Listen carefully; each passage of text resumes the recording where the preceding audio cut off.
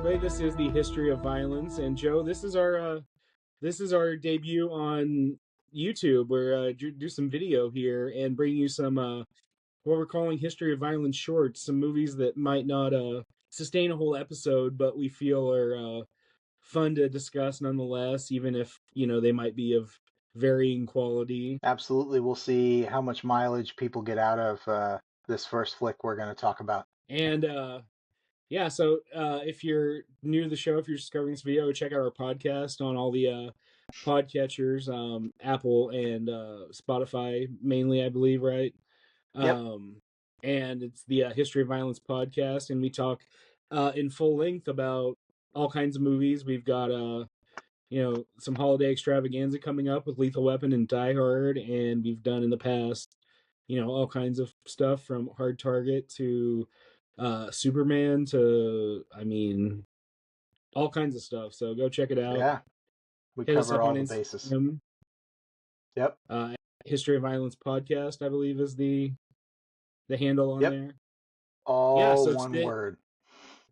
So today we're going to be talking Kickboxer 4, which is not a good movie, but a movie I love nonetheless. I love the subtitle for it. Kickboxer 4, The Aggressor. The Aggressor, like there's a distinct lack of aggression in this movie.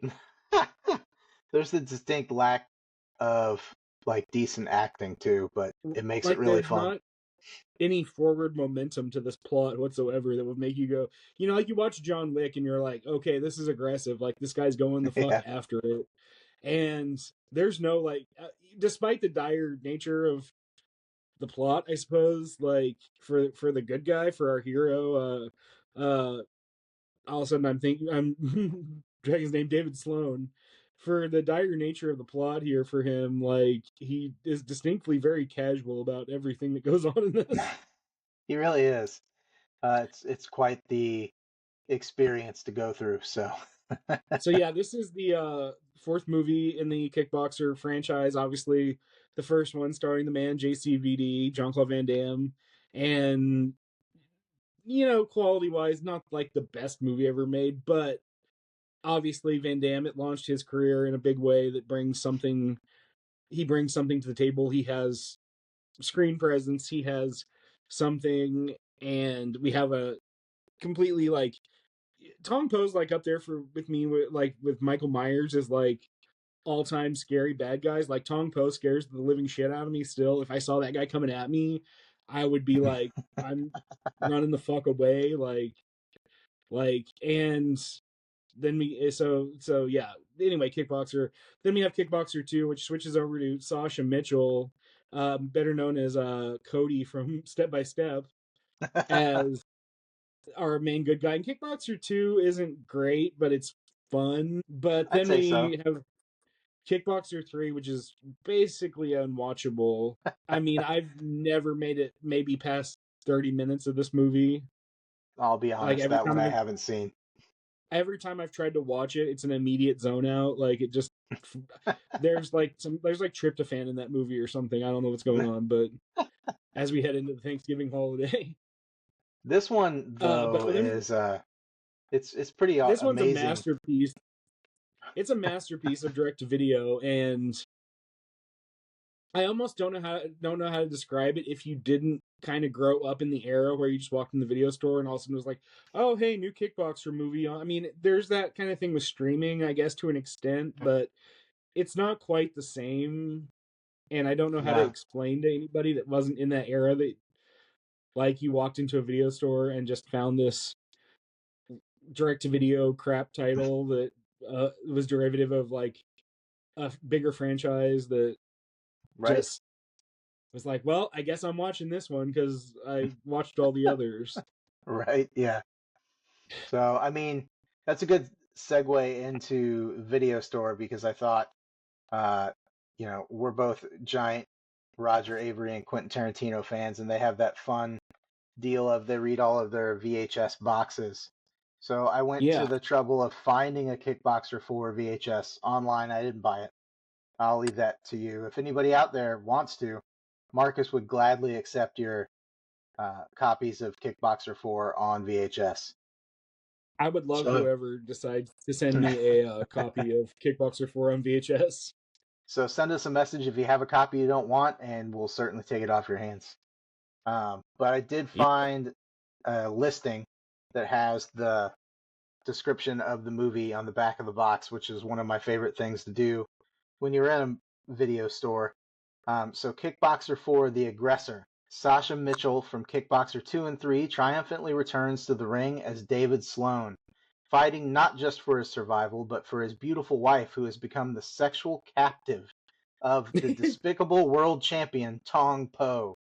Framed, Sexual forgotten, captive. right? Uh, it's not, I mean, it is like that in the movie, but they don't quite punctuate it that way. Framed, forgotten, and furious, Sloan has been wasting away in prison, but the feds agree to release him if he will lead them inside Tong Po's impenetrable Mexican fortress protected by its deadly guards and adorned by its sexual slaves. Sloan reluctantly teams up with a female fighter to gain entry into Po's Tournament of Champions and savage battle where winners take all. And to Sloan, that means everything. I can't express enough how much none of that actually happens in the movie. Uh, I It, mean, it yeah, does, that's but not the true. way they say. There's not any, well, there are some explicit sexual moments, but slaves, it's a little more, It's uh, ambiguous, un, kind of. it's undercurrent, Yeah. subtext. Whereas the Um, box, if I read this when I'm 12, I'm like, I'm definitely renting this movie. I would have thought I was getting a lot more if I had. I remember like the summer I rented this on VHS, and I remember watching it, but I don't remember reading the box. But I think if I had, I would be like, "This is gonna be the best shit that ever happened." And then, Right? And they like, really read it. undersell Tong on here too because they just call him the despicable world champion. But not only is he the world champion, he's like into the Mexican cartel. He's a record producer. What else is he in the A flick? visionary record That's producer, right. and he's a board certified. What is I have to look at the exact wording here. He is a board certified psychotherapist. I don't know where. So the thing about this too is the timeline is so, in the words of Sil on The Sopranos, timeline got fucked up because like, okay, so I wrote this down. So the timeline, the first Kickboxer comes out in what, 89, Yep. 88, 89. 2 comes out in 91, and then 3 comes out in 92, and 4 comes out in 94, and they talk about this shit like it's been 10 years or something, I like think they for the say he's length been of in time. prison for like 5 or something. So this movie has to take place at like 1999 or 2000 or something for it to even make sense.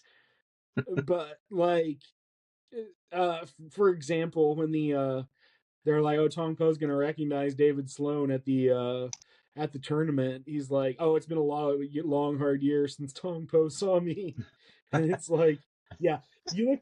It's not like you got plastic surgery, dude. Like you look exactly the same. He does. And what's he? I think he just keeps his back to him, thinking that'll do the trick. Like either in profile or to the back, he won't notice me.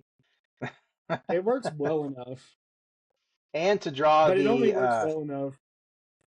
It only works well enough in what Roger Ebert called the idiot plot, where just people don't recognize each other because they need it to not work for the plot. right, and to bring it back to the Halloween thing, where you were talking about, this is something that freaked you out as much as Michael Myers. This is kind of the Halloween like 5 of the Yeah. franchise, as far as the fact that they've recast Tong Po and the guy's wearing a mask, and you can tell it's just a prosthetic mask through the whole movie, especially at the end where you can see it like rumple up in the back. And It's so bad. it looks decent in some shots, and other shots like his eyes are like sunken back in the thing, and you're like, it looks like something that they grabbed off of a Spirit Halloween shelf or The thing that Tong Po is like tall and lean, and this guy that is distinctly not tall and lean, and that no. doesn't help matters any. Michelle Kesey, who was a childhood friend of Van Damme's, and they both went to Hollywood to try to break into the movie industry together, plays Tong Po in Kickboxer 1 and 2. And then this is Kamal Krifia, who I Yep. could not find any info about beyond this role. I Um, don't think he did very much at all. and I mean, I can see why, but also his big debut was ruined by playing a Kmart version of Tong Po, unfortunately.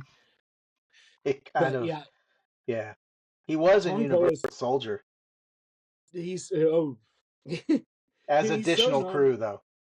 oh even better, and he's so non-threatening in this version. Like I, there's never any tension of like, for one thing, in Kickboxer 2, David Sloan, Sasha Mitchell has already beaten Tong Po, and so it's like, why are we even gonna, like, where's the tension in having this rematch? He's already gotten his ass beat by him once. And Like, it's not much of a rematch to tell yeah, the truth to the audience. not at all. Like, there's not. I mean, the in the original Kickboxer, when Van Damme has taken him on, you're like legit like, is this guy gonna be able to do this? Even Right. after all the training we see him go through. And in Kickboxer 2, even like, we see the training, but he doesn't distinctly train to fight Tong Po. He's just trying to build himself back up because he was in a accident and was hospitalized. And then he takes Right. on Tong Po, and it's like, okay, well, I think this guy can handle himself, but Tong Po's scary as shit. It really is. But this one is like, okay, whatever. But Like, there who are cares? silver linings to the flick because as soon as Yeah. Tom Matthews shows up, and for anybody who's not familiar with Tom, he was Tommy Friday the Jarvis 13th. in, yep, Friday the 13th Part 6. He also was in Return of the Living Dead. So I love Tom Matthews. So when he showed up, I'm like, this is going to be awesome. And it is awesome because he refuses to wear a shirt through most of the movie, but he wears a sports coat. He's a real classy guy. He's got a big neck tattoo of a knife that, goes through and back out. It's classy stuff. And he's Bill, he's their humble fucking host. Is that what he calls himself? Something like that. It's like he's like a weird handler host. Like, he has a lot of titles, that's for sure, in Tom's organization. Yeah, it's just, I mean, there's a fight tournament and all of this. He does David Sloan team up with a female fighter who's like 3 feet tall, and it's like kind of like a Three Ninjas type situation, I guess. It really is, because she seems like she's about 12. Yeah, it doesn't. I mean, if you look her up, she was a legit karate champion, and I mean, she was, an adult, but her height really makes it like, yeah, it's like she's fighting all these dudes, and it's like, I'm really afraid for this girl. Like, Right. And it's really just, I mean, I know that the director wrote it, and he doesn't have a lot of credits outside of this movie, but it's basically a retelling of Enter the Dragon, except for instead right. of his sister, it's his wife who's captive, and Enter the Dragon, his sister's dead anyway, but it's just a revenge tale. You're going undercover with a government organization to thwart this guy who has a fighting championship, and this one's just Tong Po. And Albert Pyan was kind of a sort of, at least for a time, like, was a, I don't know, I don't like the Steven Spielberg of direct to video movies, and I mean that only in the sense of like his kind of like prolificness or whatever. Like, he did a lot of like, I'm trying to think, oh, Cyborg, the one of the first Jean-Claude Van Damme kind of vehicles. Yep, And he even directed the Roger Corman Captain America movie back he did. in the early 90s. But kind He, of after, I don't know, the mid to late 90s, when kind of direct to video was kind of on its last legs, like the direct to video action market was kind of dying. Kind of, he still had work, but it wasn't quite the same career that he had. But he's an almost good, like, all this. So I watched Kickboxer 2 right after I watched this, which I know is a weird order to watch these in, but you watch that and you're like, okay, it's mostly the same crew, but they have a decent amount of money and stuff, Right, and you can tell he can do this shit when he has money, and how he has to cut things when he then doesn't have money in Kickboxer 4, right. and it's just very bare bones compared to Kickboxer 2. Very much so. I mean, he has directed some stuff like two's pretty good. Cyborg people tend to like. Journey to the Center of the Earth is not one that people tend to, but he did Sword and the Sorcerer, which is a cult classic. So that was his Yeah, first movie, there's actually. I mean, he's a kind of an interesting director, but never really rose to any super great heights. No. But definitely had a career. So David Sloan's the main character. He's the brother of Van Damme. Van Damme's character in the original. Uh, I, this guy like in Kickboxer 2, he's really likable. He's kind of where Van Damme's guy is like serious and all this. He's kind of a surfer and everything. I do like the idea that this like Italian guy that clearly seems like he's from Long Island versus a Belgian guy and then this California surfer are all brothers. But Right? Yeah. um but yeah, he has a really interesting like good presence in the first one, or in Kickboxer 2, I should say. And then in this one, I don't he's just such an asshole the entire time. There's no enjoyment. There's no like, oh, this guy's a good guy or whatever, even though he's the Yeah. good guy. It reminded me, And I told you it reminded me a lot of like martial arts version of Napoleon Dynamite because he will always look like if someone's right here, he won't look at him and deliver the line. He'll like look this way and go, right. I mean, to me, he's like he's in two he's legit cool, and then yeah. here he goes from like he can sometimes kind of almost be cool and then also be like a guy who suffered a TBI and is trying to reacquaint with society or something. It's really And, weird because I mean I remember watching him on was Step by Step, right? yeah, That he was on. He's not yeah. bad on that. He was a goofball and everything, so you know he kind of has range to be goofy and put himself out there. And for some reason or another, he just played this one like really stoic, but it comes off like just being a dick. I mean, it really does. And like, there's so many fight scenes that just feel like they're trying to hit a quota in this movie. The same with Yeah. the sex scenes and nudity that just seem like, well, we just had to have this here just so we can fulfill the direct to video quota of amount of like how many pairs of boobs we had to get in the movie. I was surprised that you really dig this one because it seemed like the choreography, like there wasn't money to do it. Like No, some of the I mean it's fights, not you're like, good. It's not good, and I don't know no, why I enjoy it. Even if you had to sit me down and have me like write up a thing about why this is a good movie or why I enjoy this movie, not why it's good because it's not good, but why I enjoy it, I couldn't tell you. Like, there's just something weirdly nostalgic about like I think remembering renting it when I was like 12 and just going, oh, new Kickboxer, and I know it's not as good, but still, it's Kickboxer. I really enjoyed watching Tom Matthews play a dirtbag. I thought it was really Yeah, he great. really seemed like he was the one that was having the most fun in this movie. I think he understood the assignment and what he was in, and he just went like way over the top with it. And it's we were texting back and forth while I was watching it. I'm like, this movie really isn't good, but it's highly enjoyable. Yeah, that's the thing. That's the best description of this. It's not good, but it's fun in a Yeah, really weird way. I think Tom Matthews is having a lot of fun, and I forgot to look up the actor's name, but the or even the character's name. The guy that wears the purple gi at the most of the movie, like when the fights really start, yeah. those two seem like they're having fun. That guy is wild in the whole thing. That guy's not nearly as good as Tom Matthews as far as his No, performance, but he's having fun anyway, he is. which is So, more than can be said for most of the people that are involved in this movie. which if you're out there listening and you feel like you want to check this out, it's on Tubi. It won't cost you anything except for a few ads.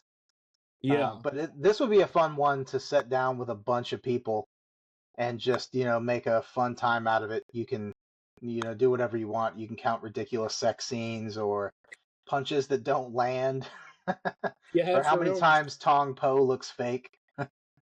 which is almost every time he's on screen. Right. Yeah, it's a real good MST 3K kind of watch. It is. It would be a lot of Uh, fun, if you're having a pizza night with some friends or something, just hanging out on the couch. This would definitely be one you can sit there and not give two shits if somebody talks through or makes fun of it or anything like that.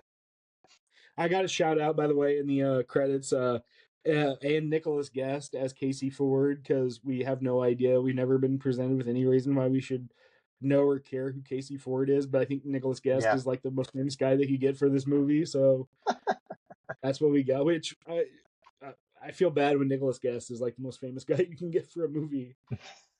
Sorry, I Mr. mean, Guest. I don't have any ill will towards you, but sure, but it's true.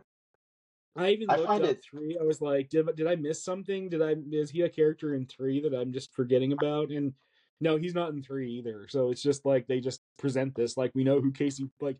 Oh shit, Casey Ford, really? right.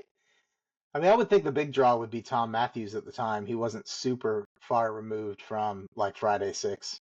It was only a Yeah, couple years. yeah. I'd say he'd be the major draw if we're really having a outside of Sasha Mitchell if we're really trying to come up with a star because I Right. mean, and Sasha Mitchell was already on the catch a falling star side of a star at that point. I think so. For sure.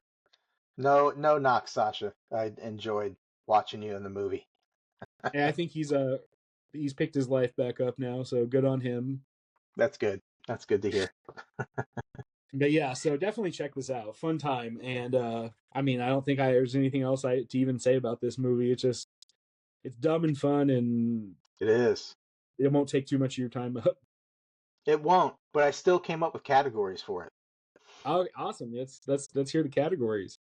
All right.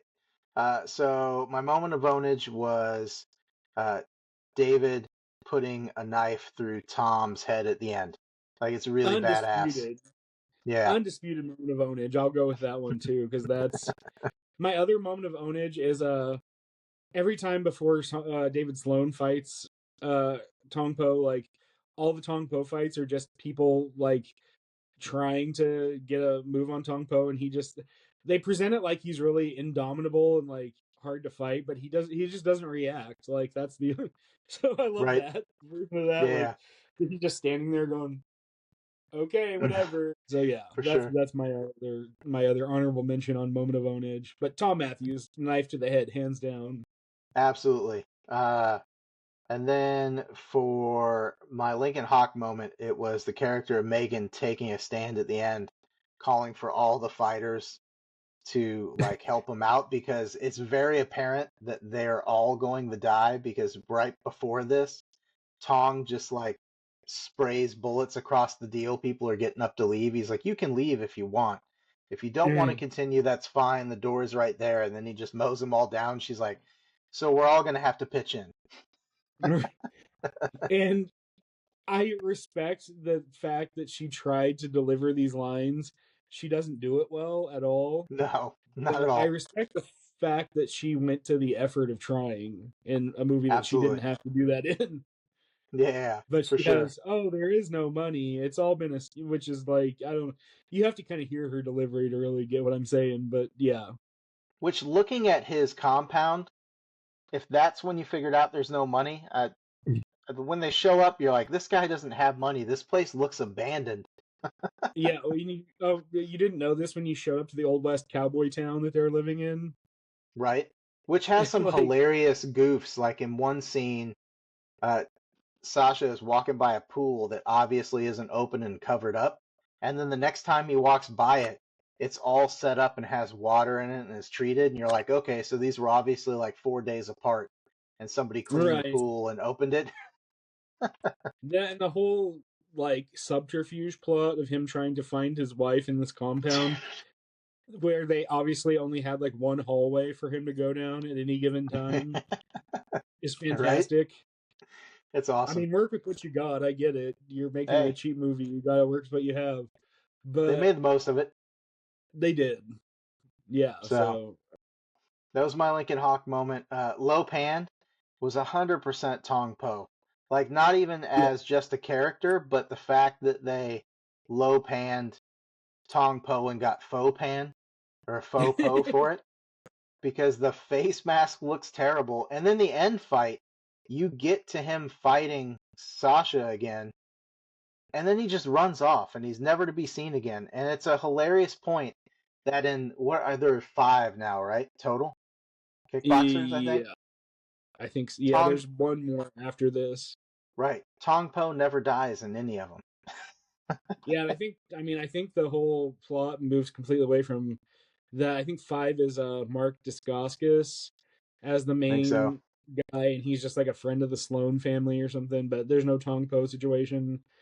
Yeah, I think it's the generic mid '90s, like, oh, there's some kind of militia guys or whatever. It's like the plot from all the mid '90s action movie direct video plots were always like just ripping off the Burt Reynolds movie Malone. Like, oh, there's yeah, some kind of like militia guys in the Midwest, and our hero comes to town, and now we got to fight these vague militia guys. right. So that was I was like, this definitely gets a low pan. I'm sorry, Yeah, but he really. I mean, if we're gonna, do this, and I guess they didn't know if maybe there was gonna be a surprise hit or whatever, but like, which I don't know why they would have thought this was the case. They had to hold Tom. This isn't like fucking like the Avengers, where oh we gotta tease Thanos or something, but like, um, they could have just killed Tong Po here, and they could have if they completely retcon everything that happened in Kickboxer 1 and 2, like, or they recontextualize it anyway. So yeah, they could have totally done that if they really needed to like make something up for number 5 that has Tong Po in it. Like they could have done something. right. They could have. So just So have a clean ending and have him dead. Like whatever. yeah, but super So yeah, fun movie. fun, stupid, just a good dumb time. Perfect for a little mini episode if somebody wants to check it out. Have at it. Let us know what you think. And if you have your VHS and don't want it, send it in. I'll pay for No, yeah, postage. I will love you forever. So yeah, So that's yeah, Kickboxer 4. And that's a it wrap. is. We'll see you on the next installment of History of Violence Shorts. That's right. We'll see you next time. Peace. Yeah, that was All fun. right. I like that.